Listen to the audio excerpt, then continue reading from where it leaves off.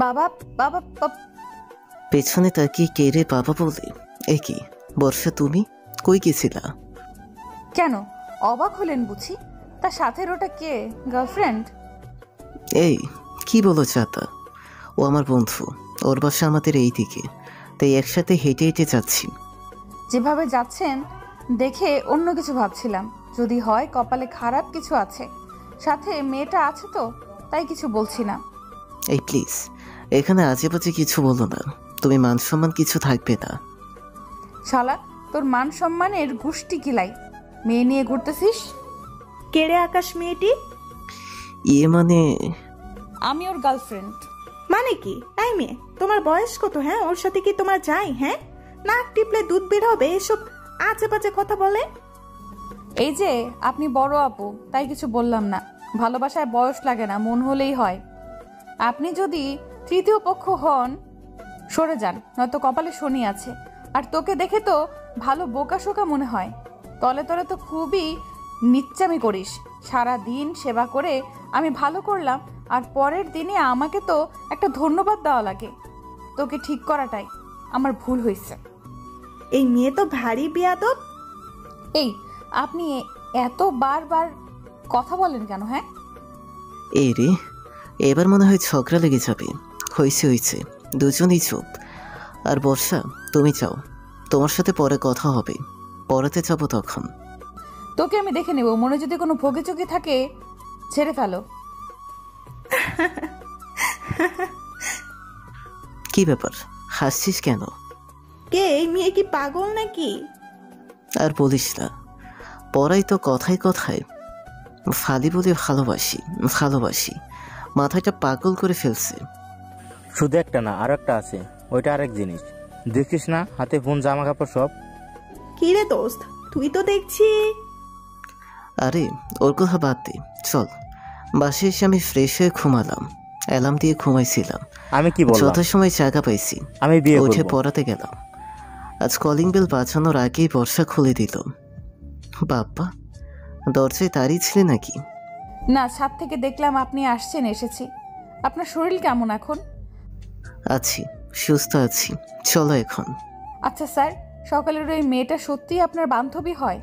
হুম। ও, তাহলে সমস্যা নাই। ওনাকে বলে দিয়েন আমি ওনার সাথে খারাপ ব্যবহার করেছি, সরি বলেছি। ওকে। রুমে গিয়ে পড়াতে লাগলাম। যেগুলো গণিত করাইছি সবগুলো করছি। 30 মিনিট পর হঠাৎ বলছে, এইটা একটু করে দেন তো। খাতাটা ঘুরিয়ে নিয়ে, কারণ খাতায় লেখা ছিল, স্যার আই লাভ ইউ।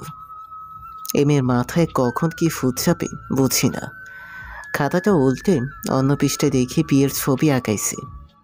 এটা আমি আর আপনি। মুখ সেঁচে অন্য পৃষ্ঠায় দেখি একটা সুখী পরিবারের ছবি এঁকেছি। এগুলো আমি, আপনি, ছেলে মেয়ে, সুখী পরিবার, ইয়াহু বলে দুহাত মিলিয়ে দিল। এসব বিয়ের ফুটপাতে কি লেখাপড়া? মন বসে না নাকি? আমি তো চাই আপনাকে বিয়ে করে আপনার কোলে বসে সারা জীবন গণিত করি, ইংরেজি করি। ইস, কতই না ভালো হতো। এতই বিয়ের শক্ত, তোমার বাবা মাকে বলে দাও বিয়ে করবে। ওকে, এখনই বলছি মা, আমি আকাশ স্যারকে বিয়ে করব। এই কি বলে? লাফতে কি ওর মুখটা চেপে ধরলাম। চুপ, একদম চুপ ফাজিল। আমার কথা বলতে বলেছি, মুখটা ছেড়ে দিলাম। আমি তো আপনাকে বিয়ে করব, তাই বলে দিলাম। যদি আন্টি শুনে কি মনে করবে? হ্যাঁ, আর তোমার বাবাকে দেখি আমার এমনি ভয় লাগে। যে দৈত্যের মতো চেহারা, বাপরে বাপ, ওনার সামনে গেলে আমার পা কাঁপে। মোটেও না, আমার বাবা অনেক শান্তশিষ্ট মানুষ, আর শ্বশুরকে ওভাবে বলতে নেই। ও স্যার, কি? Love you sir. ও জানি, চুপ থাকো আর পড়ো, আর কিছুক্ষণ পড়িয়ে যাব। এই দাঁড়ান, বলে সামনে আসলো আমার। একটা দেন। কি? ওই যে দেখেন, ওটা কি? আমি তাকাইতে কালি করে তোর ফাজিল মেয়ে। পরে রিয়াদের বাসায় গিয়ে ওকে পড়াতে বসলাম। এভাবে দিন কাটতে লাগলো, আর ওদের প্যারার সামনে রেখে দেখতে দেখতে পরীক্ষা চলে আসলো। খুব পড়তে লাগলাম। কাল সবগুলো পরীক্ষা ভালোভাবে পার হয়ে গেল, আর এদিকে ওদেরও পড়াইছি। তবে অল্প নিচের দিকটাও তো দেখতে হবে। আমার পরীক্ষার কথা শুনে ওরাও তেমন কোনো ফাজলামো করে নাই। এখন শুধু রেজাল্টের অপেক্ষায়। ভালো কোনো চাকরি করব, পাশাপাশি পড়ব। সামনে আমাকে অনেক বড় হতে হবে। এসব প্রাইভেট পড়ে লাভ নেই, এইসব ভাবছি। একদিন বর্ষাকে পড়াচ্ছি। স্যার কালকে আমি পড়বো না। কেন? অবাক হলাম। যে মেয়ে পড়তে চায় তাই বলছে কাল পড়বে না। কালকে রাত্রে আপনি আমাদের বাসায় আসবেন, আপনাকে দাওয়াত দিলাম, অবশ্যই আসতে হবে। কিন্তু কেন বলবে তো? কালকে আমার জন্মদিন, তাই আসবেন।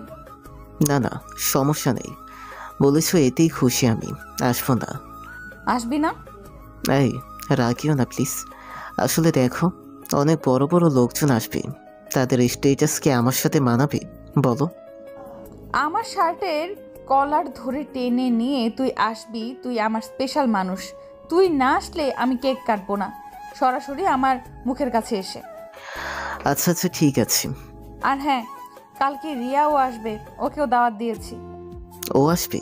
তাহলে তো আমি শেষ। আমি ওকে পড়িয়ে সেদিন চলে আসলাম। রিয়াও বলল ও নাকি আসবে, কিন্তু দেখলাম দুজনের কেউ কাউকে নিয়ে আর ঝগড়া করে না। হয় বোঝটা হয়ে গেছে। যাক, আসলেই ভালো। রাতে ভাবছি কি গিফট দিব। সবাই তো অনেক দামি দামি গিফট দিবে, আমি কি দিব? পকেটেতে তেমন কোনো টাকাও নেই যে দিব। আর তার মধ্যে রিয়াও নাকি আসবে না।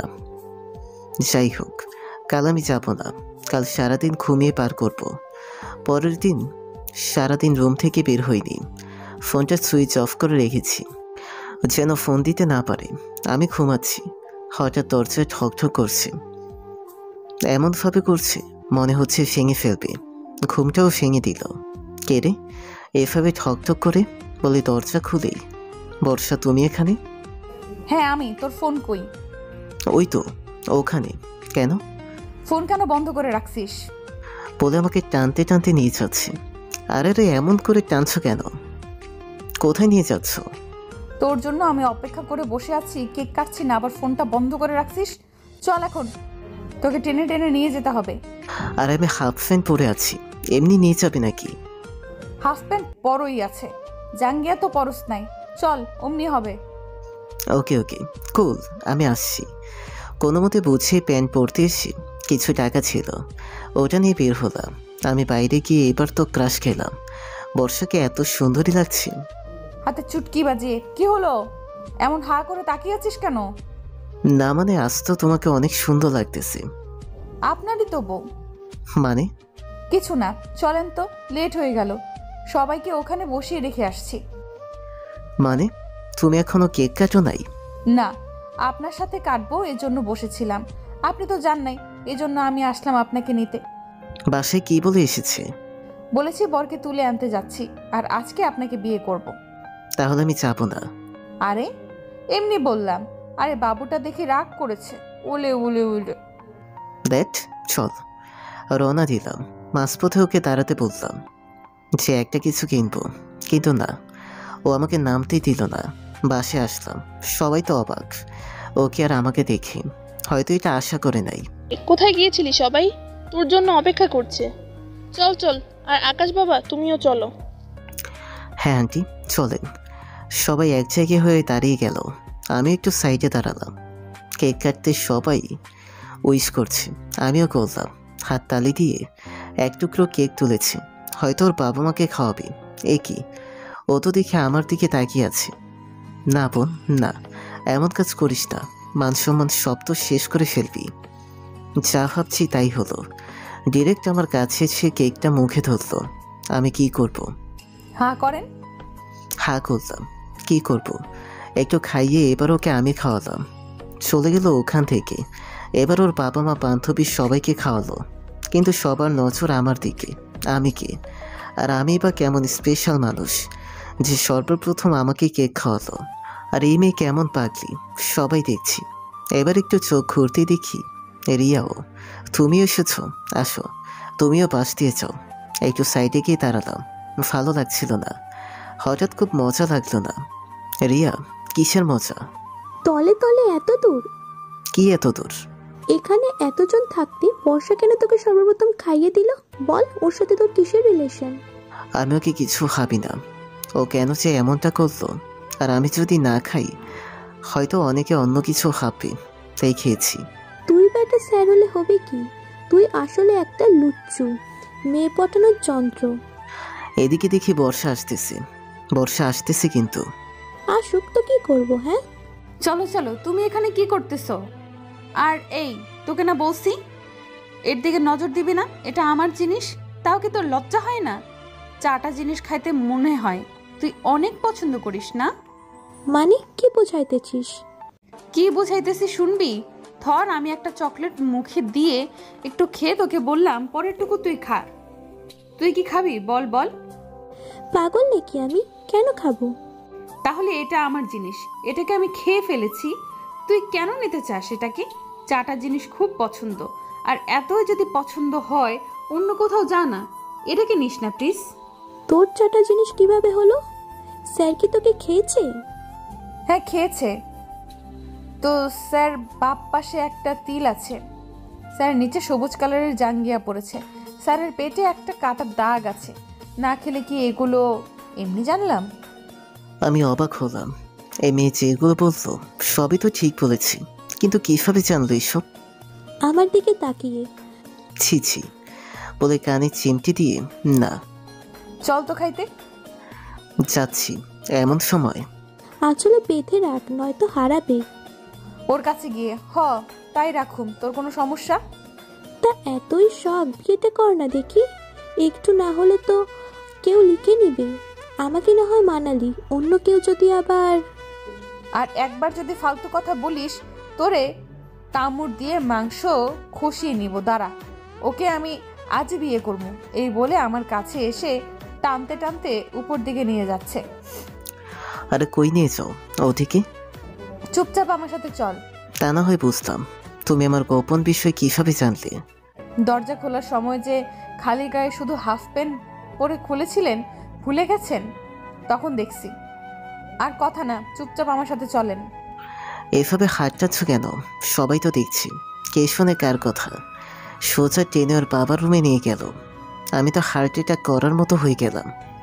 আমাকে এখানে নিয়ে আসলে কেন? আমাকে এখানে নিয়ে আসলে কেন? আমি চলে যাব, কিন্তু বর্ষা অনেক জোরে আমার হাতটা ধরে রেখেছে, কিছুতেই খুলতে পারছি না। আঙ্কেল ফোনে কথা বলছিল, আমাদের দেখে ফোনটা কেটে দিল। কিরে মা, কিছু বলবি? হুম। ভিতরে আয়। ওখানে কেন? আমার হাত ধরে নিয়ে গেল। বল কি বলবি? বাবা আমি বিয়ে করব। এটা শুনে তো আমার বুকে ধরফর শুরু হয়ে গেল। মেয়ে বলে কি আজ আমি শেষ, আমাকে আজ কেউ বাঁচাতে পারবে না। বুকের ভেতরে উথাল পাথাল শুরু হলো। মেয়ের সাহস দেখে কাকে বিয়ে করবে এটাও তো আমার জানা হয়ে গেছে। আমি জানি আমার নামই বলবে। হাই হাই, এই কথা মনে পড়তে আমার দুপা দুল করে কাঁপতে লাগলো, সাথে হাত দুটোও কাঁপছে।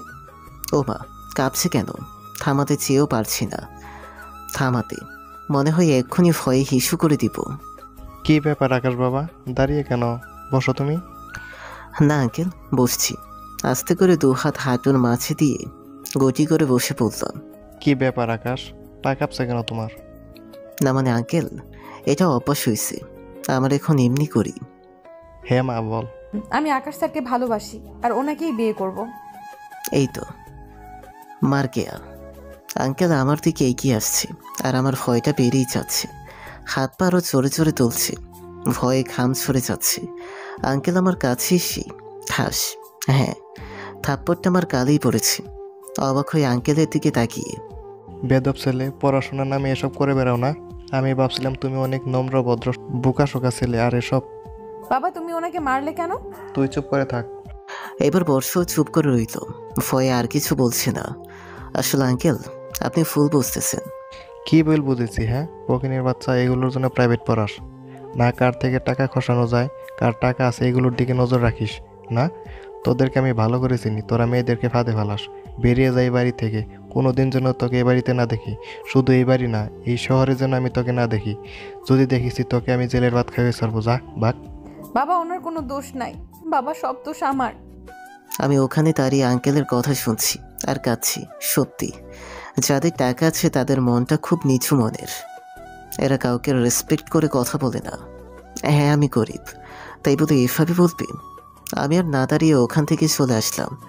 বাইরে সে রাস্তা দিয়ে হাঁটছি আর ভাবছি আসলেই এই সমাজে গরিবের কোনো দাম নেই। গরিব ঘরে জন্ম নেওয়াটাও একটা পাপ। কেন জানি না আজকে খুব কান্না হচ্ছে। এতদিন যে হয়েছিলাম আজকে সেইটাই হয়ে গেল। কেন যে এর আগে চলে গেলাম না। রাতের বেলা রাস্তা দিয়ে হাঁটছি আর কাঁদছি।